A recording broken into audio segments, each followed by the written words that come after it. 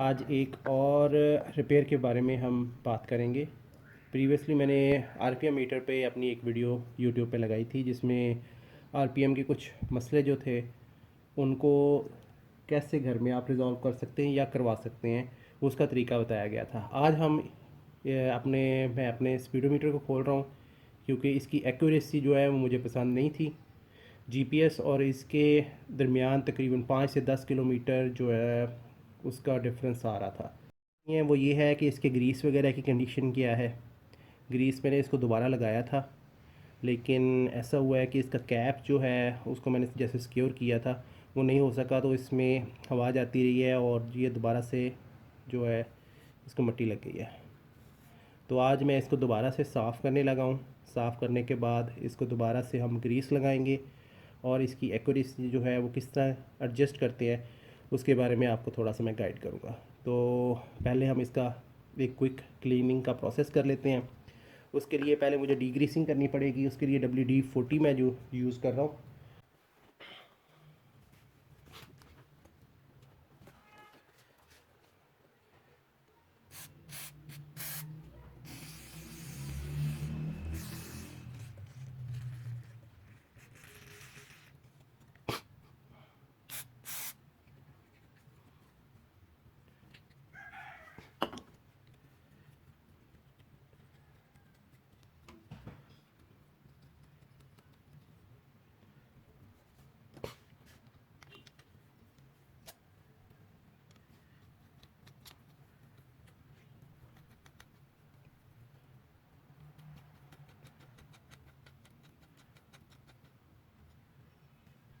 Wash हो गया है।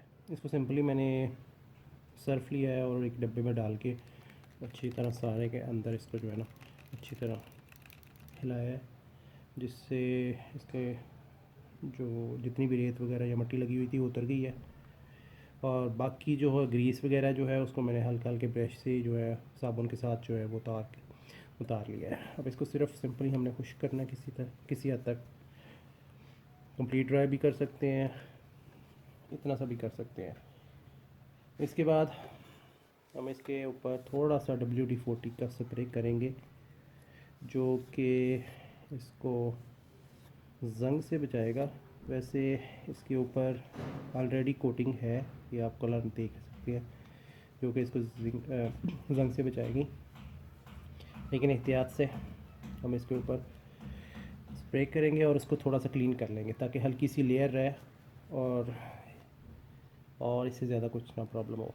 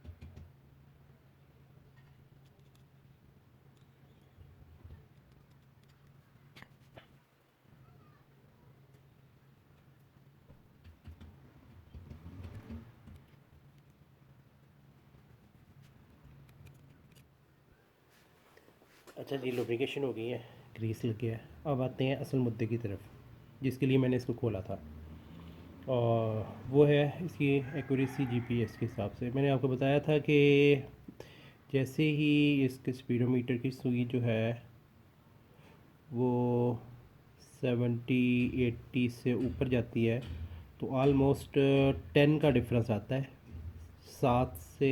5 से 7 किलोमीटर का। तो पहले मैं इसका मैकेनिज़्म समझा दूँ, ये काम कैसे करता है, ताकि आपको समझने में आसानी हो कि हमने किस तरह से इसको एडजस्ट करना है। मैग्नेट जो है वो इसके अंदर इंडिपेंडेंट घूमता है, इसका बाकी किसी भी सिस्टम के साथ डायरेक्ट ताल्लुक़ नहीं है, सिवाय इसके कि ये यहाँ पे एक उन्होंने एडिशनल जो है वो गरारी दी हुई है, जो गरारी है इस गरारी को घुमाती है। और ये आगे जो है आपका जो है ओडोमीटर है, इसके माइलेज को, और आपका जो है ट्रिप मीटर है इसकी गरारी को घुमाती है। इन दोनों के दरमियान में कनेक्शन जो है वो एक बिल्कुल छोटी सी गरारी है जो कि इन दोनों के साथ अटैच है। तो ये एडिशनल सिस्टम है जो कि इसको और आरपीएम मीटर को डिफरेंट करता है। आरपीएम मीटर वाली आप वीडियो मेरी देख सकते हैं जो कि मैंने इससे पहले शेयर की थी। बाकी अगर ये सारा मैकेनिज्म निकाल दें तो ये एक तरह से आरपीएम की तरह बिल्कुल सिंपल डिवाइस बन जाएगी। अच्छा, ये मैग्नेट घूमता है स्पीड से। जैसे ही मैग्नेट घूमता है तो इसके ऊपर ये एलुमिनियम का कप है और ये इसकी स्टेनलेस स्टील की जो है शील्ड है। तो यहाँ पे जो है मैग्नेटिक फील्ड पैदा होती है जो कि इस वाले कप को जो है मैग्नेट के ज़रिए घुमाती है। अब और ये इसके और इसके दरमियान डायरेक्ट कोई ताल्लुक़ नहीं है। जैसे ही मैग्नेट घूमना शुरू होना है तो ये ऑटोमेटिकली ये मूव करती है। तो इसको आगे मैग्नेट लेके जाता है, लेकिन इसको वापस लाने के लिए ज़िम्मेदारी है वो है इस छोटे से स्प्रिंग की। अगर मैं थोड़ा सा आपको क्लियरली दिखा सकूं, ये स्प्रिंग,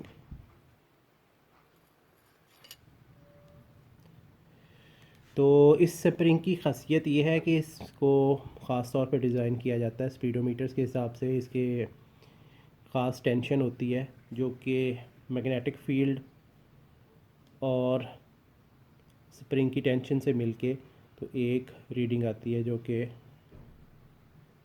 आपको किलोमीटर पर आवर या माइल्स पर आवर में शो होती है। इस स्प्रिंग का काम ही ये है कि जो मैग्नेटिक फील्ड होगी उसके अगेंस्ट रेजिस्ट करना है और उसको किलोमीटर या सुई को एक ख़ास हद तक मूव करना है। और सुई की मूवमेंट जो है वो पहले ही कैलिब्रेट करते हैं, कितनी सुई मूव करेगी तो वो कितने किलोमीटर होंगे, उसका एक तरीकाकार जो कंपनी फिटेड बनाती है वो करते हैं। तो हमने इसी सिस्टम को थोड़ा सा चेंज करना है। स्प्रिंग को छेड़ने की ज़रूरत नहीं है क्योंकि स्प्रिंग जो है उसकी एक ख़ास टेंशन होती है, आप उसको नहीं छेड़ सकते, ना उसको डैमेज करना है आपने।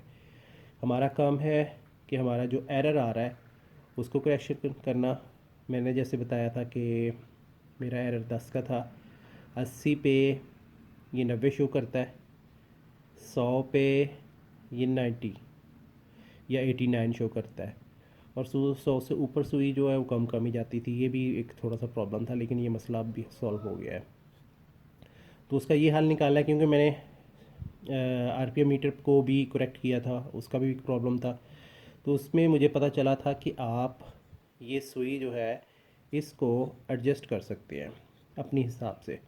आपने करना क्या है, आप इसको पुश करें, इसको पकड़ें, ग्रिप करें, और जितने का फ़र्क आ रहा है अगर वो ज़्यादा बता रहा है तो आपने कम करना है और रीडिंग जो है ऑटोमेटिकली उस हिसाब से एडजस्ट होगी। और अगर कम बता रहा है तो सुई को आगे मूव करना है। मेरा जो है प्रॉब्लम आ रहा था 10 का डिफरेंस आ रहा था, तो मैंने इसको ग्रिप करके तो सुई को वापस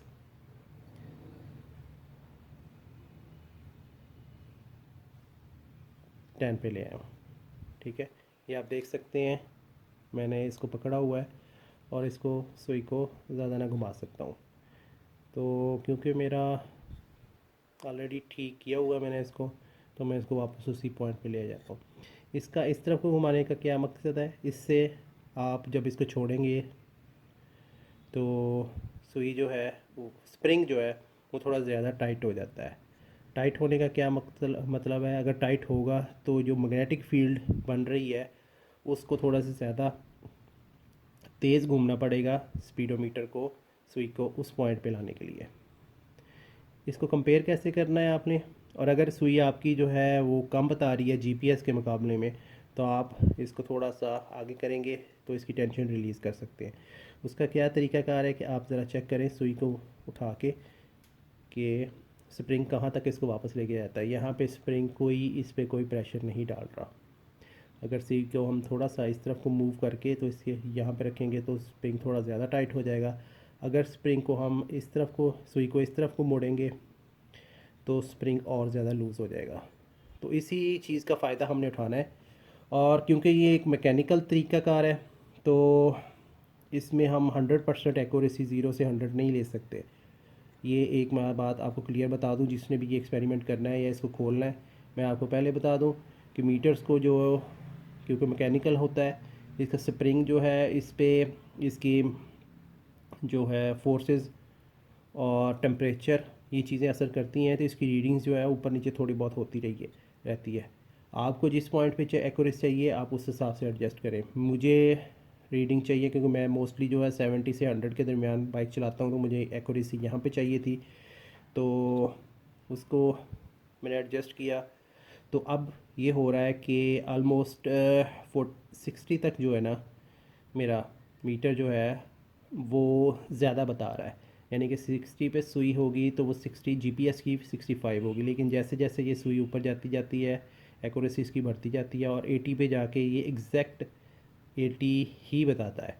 इसके बाद 85 90 तक एग्जैक्ट बताएगा, फिर 95 100 100 से ऊपर अगर जा रहे हैं 100 तक, ये यानी कि मैंने इसको एक्यूरेसी को सेट किया यहाँ से यहाँ तक, उस हिसाब से ये मुझे सही बता रहा है। यहाँ पे आपको एक्यूरेसी मुझे नहीं मिल रही, तो आपने जिस हिसाब से इसकी एक्यूरेसी सेट करनी है आप उस हिसाब से इसको एडजस्ट करें।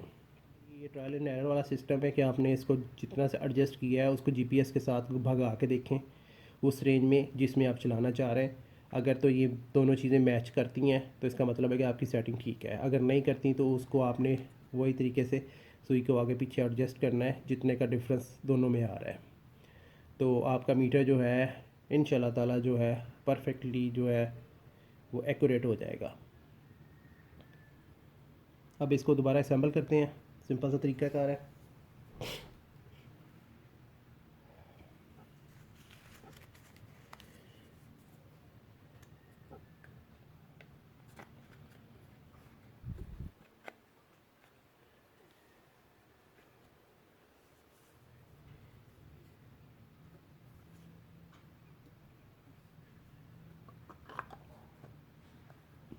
असेंबल करने का तरीका ये है कि इसको बंद करें, यहाँ पे टेप लगा दें